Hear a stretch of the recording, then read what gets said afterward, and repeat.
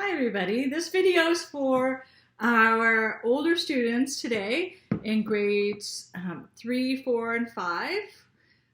I've been getting some great feedback from you about how much you've enjoyed thinking through poetry and rhythm and rhyme and even rap if you were part of last week's library newsletter video. I want to continue talking about poetry today with a really fun poetic form that is very engaging for kids your age to try out, both reading but also writing. That kind of poetry that I want to share with you today is called haiku. Have you heard of haiku before? Haiku doesn't rhyme like the poetry we talked about last week. It's more about building a feeling. And it's more about sharing an idea and sharing a feeling with your readers. The thing that makes it fun for kids is the form of haiku poetry is based on a very specific number of syllables in the poem. Do you know what syllables are? Syllables are the beats in a word. So let's just look at the cover of this book, for example. This great book of poetry is called A Kick in the Head, An Everyday Guide to Poetic Forms, and it's based on one of the poems, which is called A Kick in the Head. And if we looked at the word kick, that's a one-syllable word because it has one beat or one clap. Kick. Head. One also. In fact, every word in the title of this book is a one-syllable word, or monosyllabic. Mono means one, syllabic means how many syllables. So a kick in the head, there's one beat or clap or syllable in each of those words. My last name, Saha, has two claps. Let's clap it. Saha. What about your name? How many syllables is in your first name or your last name? Take a minute and clap them and count the beats. Anybody got a really good long one?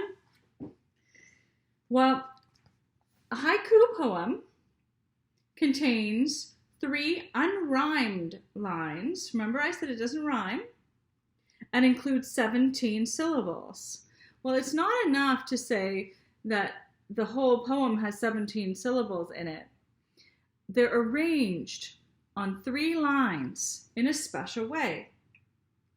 5 syllables on line 1, 7 syllables on line 2, and 5 syllables on line 3. So I'm going to read this poem. We're going to count the entire number of syllables in the whole poem, the total number of syllables, and then we're going to look at the 5-7-5 arrangement of those syllables, all while trying to create a feeling. It's tricky, right? Let's read. In the rains of spring, an umbrella and raincoat pass by, conversing. This is the poem Spring Rain by Buisson. Now, let's read it again and count. Line 1. In the rains of spring. In the rains of spring. That's 5 syllables. An umbrella and raincoat. An umbrella and raincoat. That's 7. The final line is pass by, conversing. Can you see why I paused there? There's a little tiny comma there. Otherwise, it's pass by conversing, which doesn't really make sense. Pass by, conversing. Conversing means chatting or talking. Pass by, conversing. There's 5 syllables again. So 5 plus 7 plus 5? 17, right?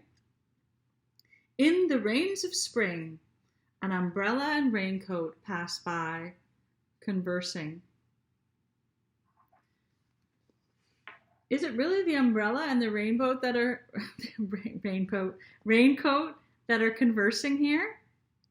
No, of course not. It's the people underneath. But this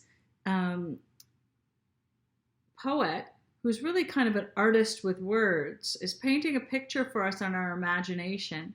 It kind of looks like the raincoat and the umbrella are the ones talking, doesn't it? Well, poetry is a really, really fun way to try and get a bit of writing into your day.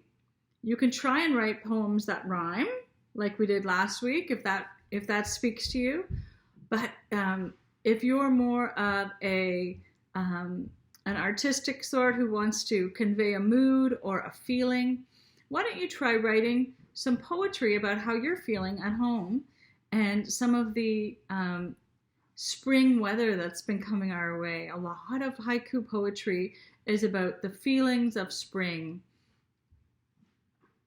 Well, I hope you have a great time learning at home today, and I hope you decide to give haiku a try. Bye for now.